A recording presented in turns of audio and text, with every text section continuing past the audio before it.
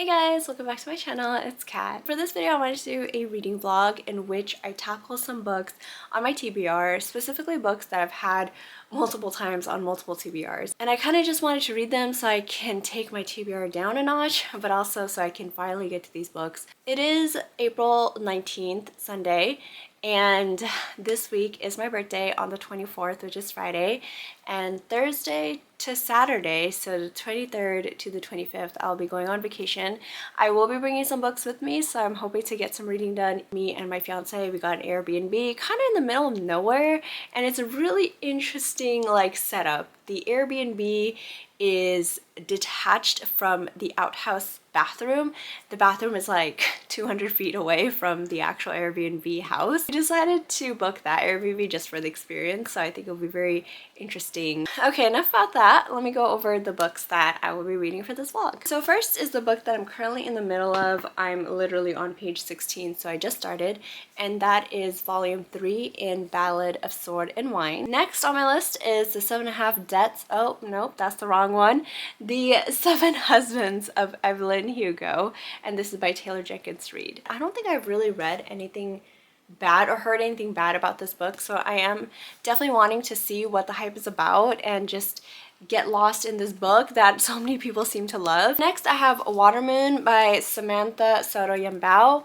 Again, another one that's been on several TBRs. I think this centers around a magical pawn shop and a main character whose father gets kidnapped, and she goes on this adventure to go find him. That's like the very simplistic version of the synopsis. Next, I have Final Girls by Riley Sager. This was on my last TBR. I think it would be very fun to read this in my vacation, just because the area that my Airbnb is gonna be at, paired with a thriller book, it's gonna be the perfect vibe. Last but not least, I got a little bit of a chunker book here.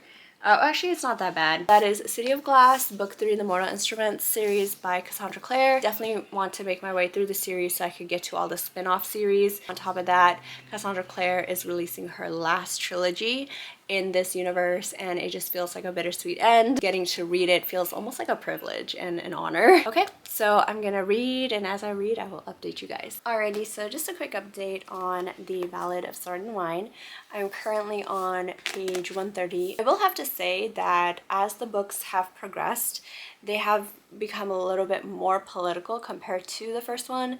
So the first one was like setting up the stage for all these characters, who they are, what their motives are, and just how the political landscape in this world works. Second book focused a little bit more on the relationship between our two characters and how they just can't resist each other. And in this third book so far, we're getting like a deeper look into all of these characters that are introduced to us. They're all scheming against each other, essentially. Like, no one is friends with each other. Our two main characters, they have a common adversary who's working against them, and they're trying to uncover who this person is, who is orchestrating all these attacks and the downfall for our two characters. It's easy to get lost, especially with all these characters, because a lot of them have honorary titles. Sometimes they're addressed by those titles, and then there's also titles based off of your seniority. So like if you're older than someone or younger than somebody, then you are addressed differently. Some characters have like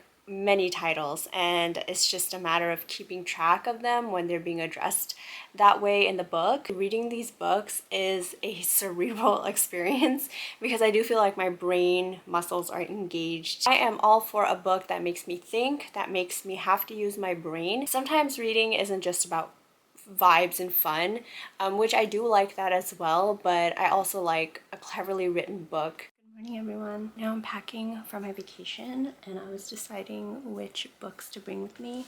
So obviously I'm gonna bring solid Ballad of Sword and Wine because I'm not done yet. I'm still like here. So I still have to finish this book. And then if I get through that, I'm planning to start Final Girls by Riley Sager. So I think this would be really fun to read on vacation. So hopefully I can get through this book so I can get to that book. But anyways, I'm gonna continue packing. Get any luck?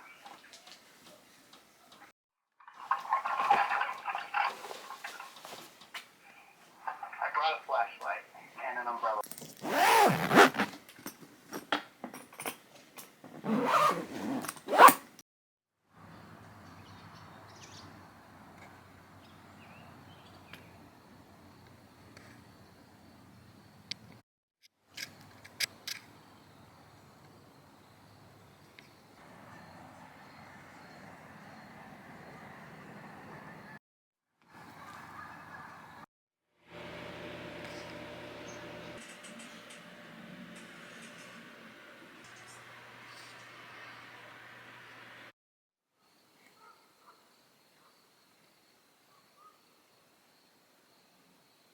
Happy birthday to me.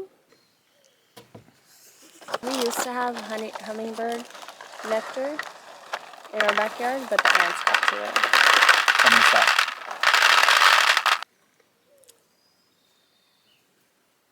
You don't like the icy ones, huh? I'm not an icy milk fan. It's not like it's gonna taste like anything.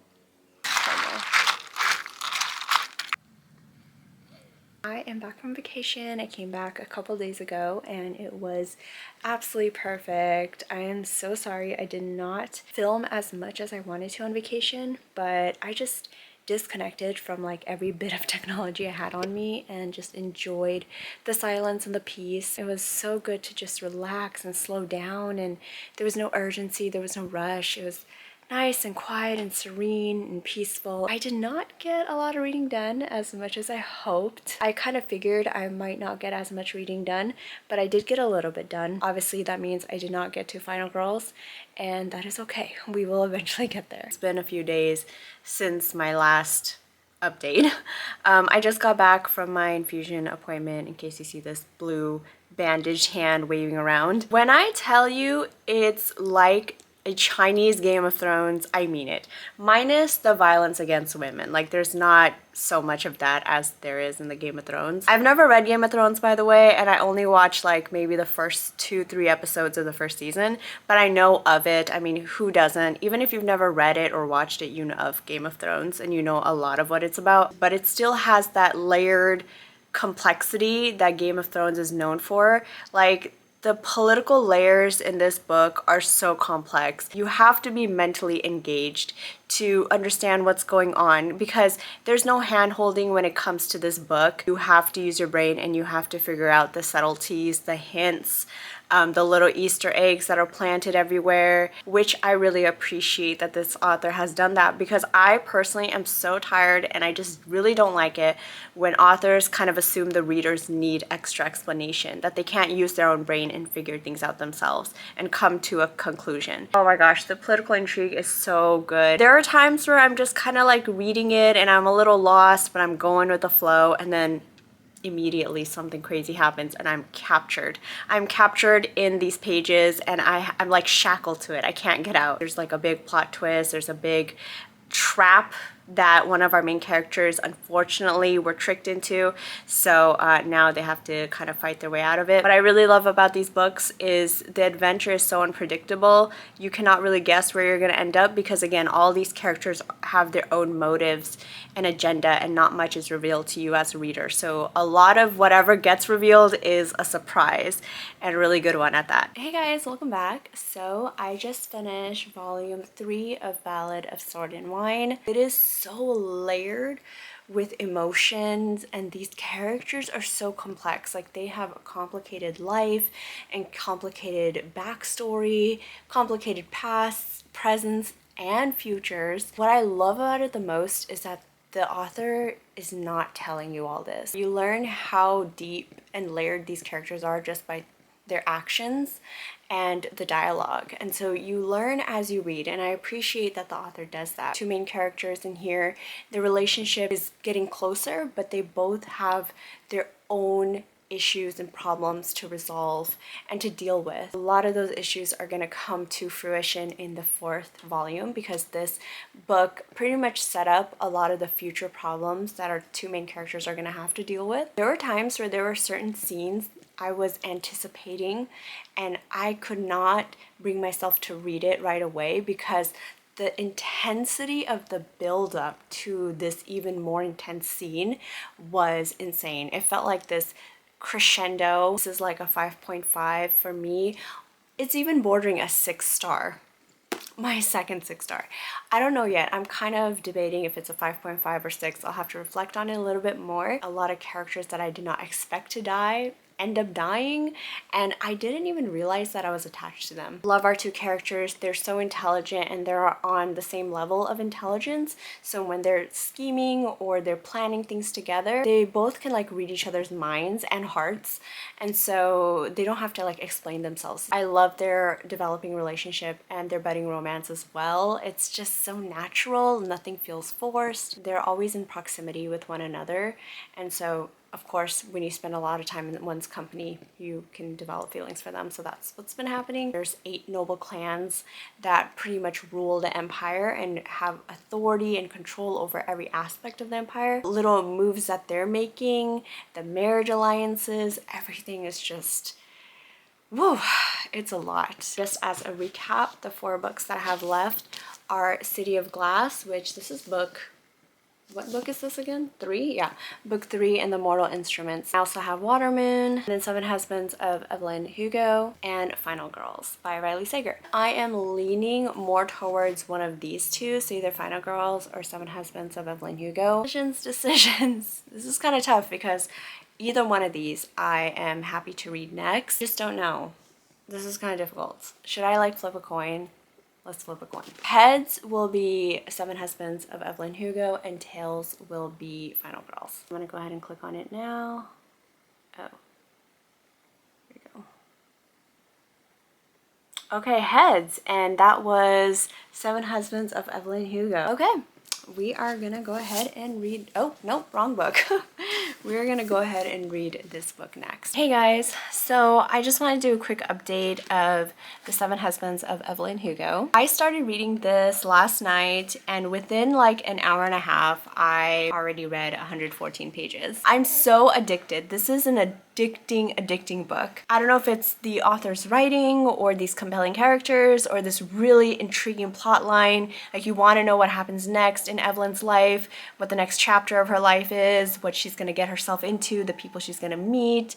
And then also so intrigued by Monique, our main character, our journalist. She's such an interesting character and such a relatable character. Even though we don't share the same experiences and we're not the same age, there's just so much of her thought process that I could relate to. I can't pinpoint it exactly. It's probably an amalgamation of all those things, but I am so addicted to this book. I could not stop reading this last night, guys. Like, when I went to go brush my teeth is when I realized how tired I was.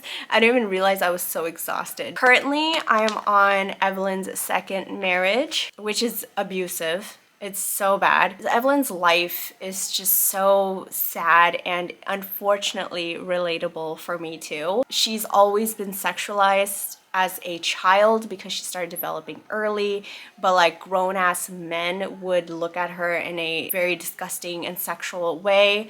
And so she started to harness that power and use her sexuality to get her further in life. Evelyn is a bit ruthless. Like, so far in the book, she is willing, she admits it, that she's willing to step on anybody. She's willing to take any opportunity, even if it means hurting those around her, just so she can climb higher and higher and become this mega star that she dreams herself to be. I'm sure that will change over time, or maybe it won't, who knows. Again, I love these characters so much, and I definitely love Monique. I'm so interested about her life and her connection to Evelyn and why Evelyn specifically chose her to write her life story. The only thing we know is that Monique's dad used to be a photographer on set for films. I feel like I'm gonna really enjoy this book. I truly feel that, and if that is the case, if I do end up liking it all the way to the very last page, I'm gonna be picking up more books by Taylor Jenkins Reid. There's so many books that they've written and so many people have loved them. I'm pretty much gonna finish it in one sitting now because I'm on page 300 something and I'm so invested. I've connected with Evelyn in so many ways, heartbreaking ways even, especially being sexualized from a young age and her feelings surrounding that, and it really spoke to me. So there's just a lot of ways I've been connecting with the story and the characters. There was a particular scene that I did kind of tear up in, and yeah, it's been an emotional ride, but one that I'm thoroughly enjoying. So I finally finished The Seven Husbands of Evelyn Hugo, and holy crap, that was quite a book. And I feel like I have so many thoughts and just so much on my mind that I have to process. I'll start off with saying that it was a really amazing book. It was a really crazy journey discovering what really Evelyn Hugo went through, what her 7 husbands, 7 marriages was really about, who the true love of her life was, and her connection to the reporter she chose. I don't even know where to start. I guess I'll start with Evelyn Hugo. Throughout her narration of her life, I couldn't help but admire her, be inspired by her, and simultaneously be repulsed by her actions, like how she was willing to step on people and just hurt others to get what she wants, and just her ego and pride getting in the way. I had very conflicting feelings, and I also feel that by the end of the book I still had very conflicting feelings towards her. Don't know how to feel about Evelyn, and I guess that's really what it comes down to, is that Evelyn is neither the hero nor the villain. She is just human. Somebody who experiences all these human emotions, who's gone through human tragedies. She happened to go through all of it in the spotlight, which is a niche experience, something that not the everyday person experiences. However, everything else that she did experience, like grief and loss and love and hate and ego and pride, ambition, all these things that she experienced, is something we can relate to. So Evelyn just became a character that I sort of liked and sort of didn't, and I think that's kind of how you're left feeling by the end of it. I could really appreciate how the author talked about the nuances of being a woman, especially of the time when Evelyn was a big star, which was like the 60s, 70s, and 80s, I believe. And then there's the added layer of being a queer woman and what that meant during that time too. There was just a lot of layers to explore being a woman who is not straight but has to put on that mask just to appease society and people, so she's not condemned for being anything but a straight woman. I feel like the author handled it with such gentleness and sensitivity, and also made it very empowering too. Taylor Jenkins Reid, amazing author, did a wonderful job in bringing these messages to the forefront without taking away the honest experiences of the characters. Nothing is shoved down your throat. Everything is just intertwined with the lived experiences of these characters. And what I truly appreciated that the author did was made this book very human. They're deeply flawed characters. They make mistakes. Their ego gets in the way, and their desperation gets in the way. A lot of the time, especially with Evelyn, her intention and her actions didn't align. At the end of the book, honestly, I just felt empowered as a human being. And maybe that's what Evelyn intended to do with her story, is make not only Monique empowered, but the reader feel empowered too. The press, the tabloids will slander women while uplifting or empathizing men, even though the men are at least in this case, in Evelyn's life, the men have failed her multiple times. Such a deep, resonating book and very visceral read. There were times where I did shed a tear. By the end of the book, I was crying. Even Taylor Jenkins Reid's acknowledgments or author's note or whatever at the end really got to me too. One thing I could appreciate about Evelyn is the lengths that she was willing to go to protect her loved ones.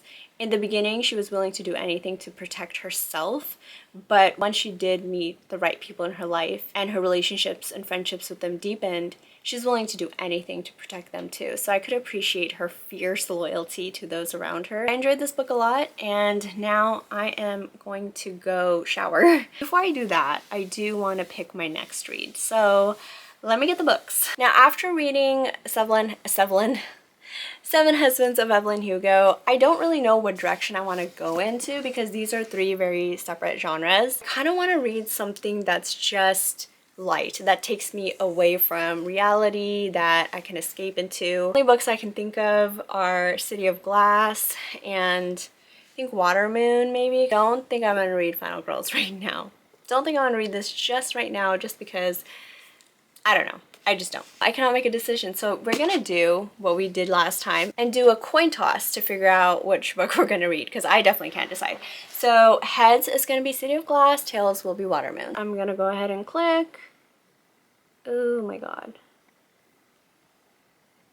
Tails. And I believe that was Water Moon. So we'll go ahead and start this book. This is not a book update, but I just wanted to wish Happy Mother's Day to everyone who celebrates, and to all the mothers out there. Thank you for all that you do. Thank you for your support.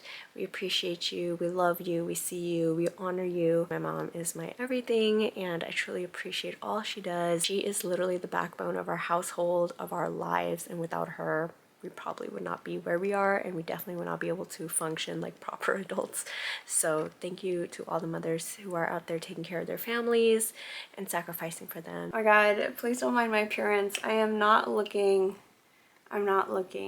my best right now. I just want to give a quick update on Water Moon. So I'm on page 35, chapter 6. I have some conflicting feelings about this book. Even though I'm just 35 pages in, I already feel like this writing style isn't my type of writing style that I like to read. I do like descriptive writing, but this just feels a little too detailed. I can understand, I can picture what the author's saying. I don't think we need to draw out the details that much. Writing style aside, I am so intrigued by this book. Like, even though the writing isn't one that's gripping me and holding my attention, the story is keeping my attention. This is a very unique sort of story, but also one that's a bit difficult to explain, so I'm gonna do my best. We follow Hana, who, her and her dad, they own this pawn shop, and it's not any ordinary pawn shop. It's a pawn shop that clients come to intentionally or stumble upon, and they basically trade in a choice. The whole idea of choice is complex and abstract. Clients have a choice, whether it's one that they made or one that they regret or one that they wish they made, whatever it is, but they have a choice that's weighing them down and they want to be unburdened by the possibility of that choice. So they come to this pawn shop to trade it in, and once they leave the pawn shop, they forget that they ever had that choice to begin with. Right now, we're at the part where Hana's dad retired from the pawn shop. The very next day, Hana was to take over the pawn shop, so she's going to be the new owner.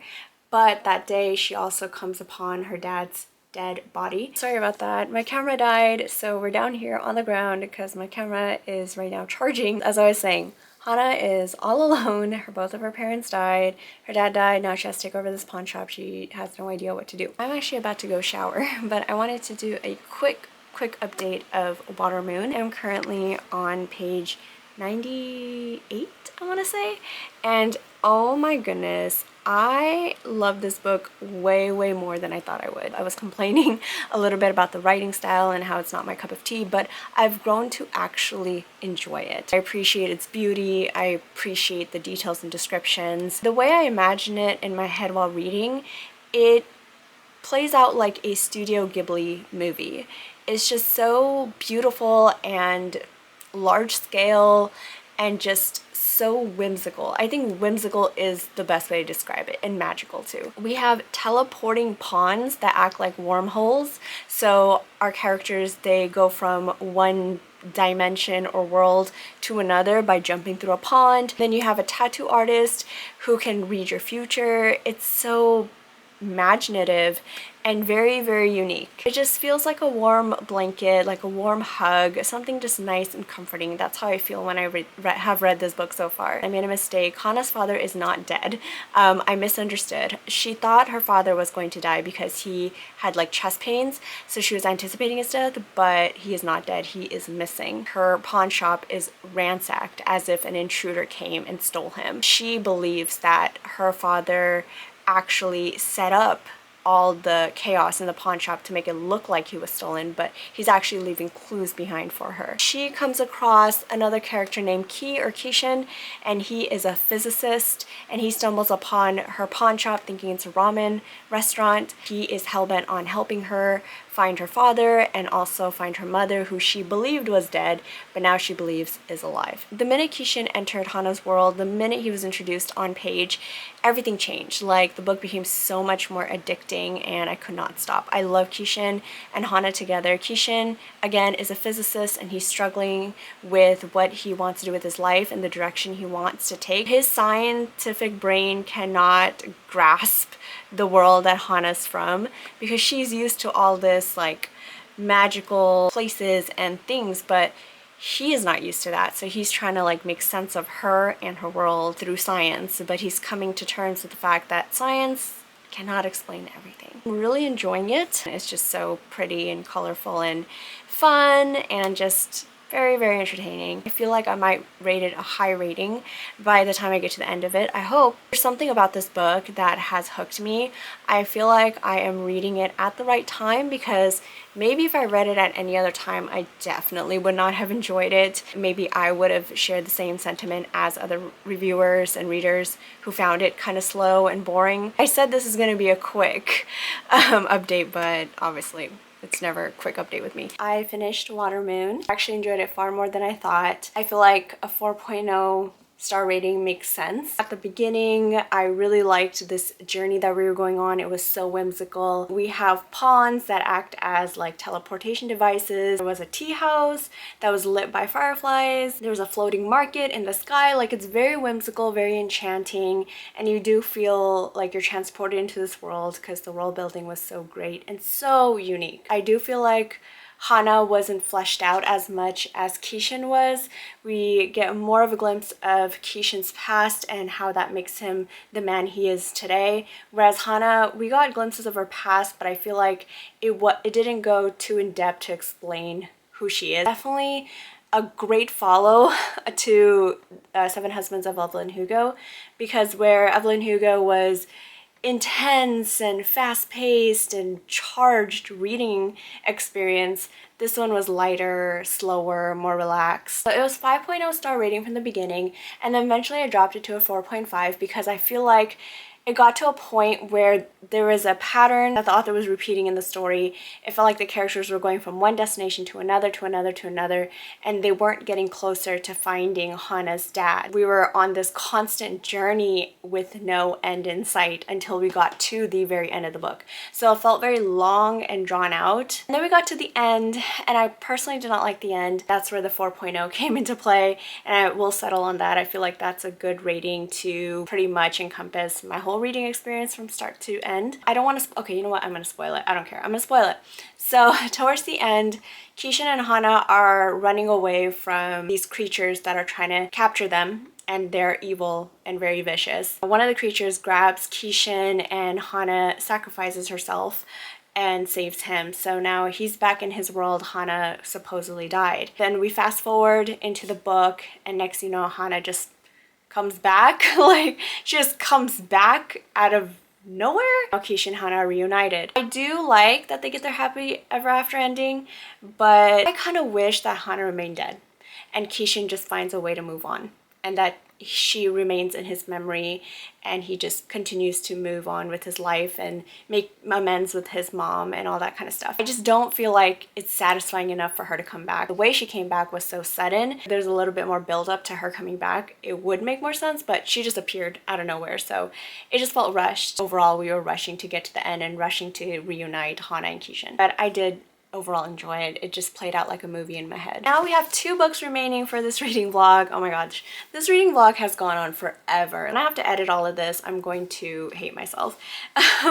But again, I have Final Girls and City of Glass. I personally am leaning towards Final Girls. I don't even think I'm going to do a coin flip to make my decision. Will this be another hit for me? Another Riley Sager book that I enjoy? I wanted to do a quick book haul. I wanted to share a few books that I purchased by Taylor Jenkins Reid. So after reading The Seven Husbands of Evelyn Hugo, which was my first book by this author, I fell in love with the book and I immediately needed to buy the next books that she's written. I know she has quite a backlist. Like, there's a lot of books that she has written, but there are some that she's most well known for. First one being Daisy Jones and the Six. So yeah, this is one of her most well-known books. I have been curious about this book for a while, for years now. I just never picked it up. I also got Malibu Rising and Carrie Soto is Back. And then I also purchased or pre-ordered the paperback version of Atmosphere, which was her most recent published book. Really enjoyed the author's writing style, narration, the direction that they went in their character development and the plot line. So much depth and rawness and vulnerability. I've heard such great things about all the books that I mentioned,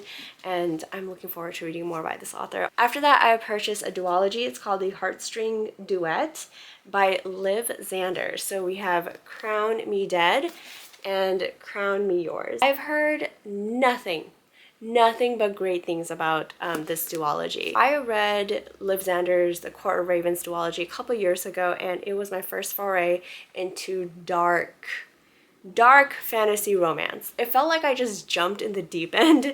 There was no hand holding. It had so many triggers, lots of very dark themes and topics and traumas. Plenty of times where I just had to put the book away for a little bit because it was a lot. It was a lot to swallow and digest. I still liked that duology. I liked the characters, even though one of the characters was not like just morally black. He's like morally pitch black. He had so much trauma in his life and there's so much complexity to his character.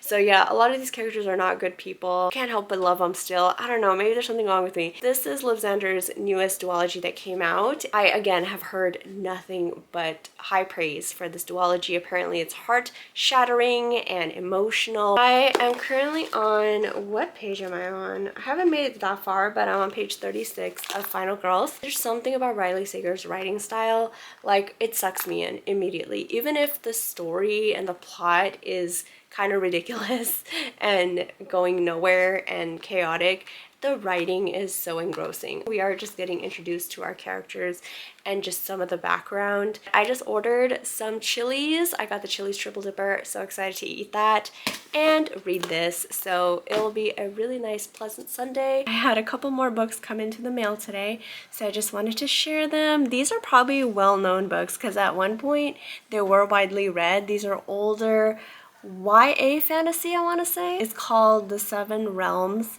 by Cinda Williams Chima. Starting off with the first book, this is The Demon King, Exile Queen, and the fourth book, The Crimson Crown. Third book, The Grey Wolf, I think it's called. I've been going through a whole mess trying to get it delivered to my house. It's just, yeah, it's not here yet, but it should be coming in a few days. In terms of Final Girls by Riley Sager, I'm on page 190, so I'm making some progress. I'll be honest, the story is dragging. We're getting kind of flashbacks between two timelines. So our main girl, Quincy, she's what her town calls a final girl, and basically she survived this massacre while the rest of her friends have died. So we kind of get a glimpse into the past of what led to the massacre. We also get the present day where she meets another final girl named Samantha. The two women bond, but Samantha isn't all that she seems to be. And then another final girl named Lisa, who's also from their town. She died. At first, it was ruled as her taking her life, but actually now they discover that she's been murdered. Really not much happening. It's just dragging and dragging. There's no excitement, no action, no big plot twists or reveals. It kind of reminds me of The House Across the Lake by Riley Sager, where you kind of had to get through the first 200, 250 pages for any bit of actual suspense and thrill. Hopefully once we kind of cross that 200-page threshold, that there'll finally be some action and some actual intriguing plot twists. I finally finished Final Girls, and honestly, I was pretty disappointed. I was not impressed at all. It dragged on and on and on for so long, only to get to the most anticlimactic, unsatisfying ending. I already guessed who the main murderer killer was. I already guessed a lot of the plot twists too. Like, none of this was shocking to me. The author didn't really try to hide much. A lot of things were just obvious. So much information, so much unnecessary information, info dumping, long monologues, staying inside our main character Quincy's head, which I was beginning to hate. Just all of this just made for an unpleasant read. But Riley Sager has a writing style that I enjoy reading, and that is why I finished this book in like 3 days, I think. It just keeps me turning the page. I just want to know what's gonna happen next. I'm just so immersed in his writing. So yeah, this book was boring as heck. In all honesty, a 2.5 makes the most sense because it just was a whole bunch of nothing. Really didn't care for any of the characters. Quincy was boring as hell. Like, such a boring ass character. All these characters were so 2D. I get it that some of these people went through trauma, and I get it that they are so traumatized by it and they suffer from PTSD, but dang, being in Quincy's head, reading the book from her POV was just torturous. That leaves our last book for the vlog, which is City of Glass. I read the first two books so many years ago. I vaguely remember what the second book is about, but I know what the first book is about because I remember watching the movie multiple times. I really don't want to read the first two books. I think I could just start with the third book and I'll be fine. Hey guys, so I think I'm gonna end the vlog here. I haven't finished City of Glass. I'm actually on page 110, so I have not made a lot of progress, as you can clearly see. But I think I'm gonna end the vlog here just because I don't want it to drag on, and I think that it's gonna take me some time to finish this book. This book so far has been a fun ride. Right now all the characters are pretty much dispersed all over the place, but I believe they're all in Idris right now, just in different areas doing different things, getting into all sorts of trouble. So it feels so nice to be back in this world. I do sort of kind of remember most of it. I remember pretty much all the characters and a lot of the places, the setting, and all the other different elements of the series. And of course, Cassandra Clare can write.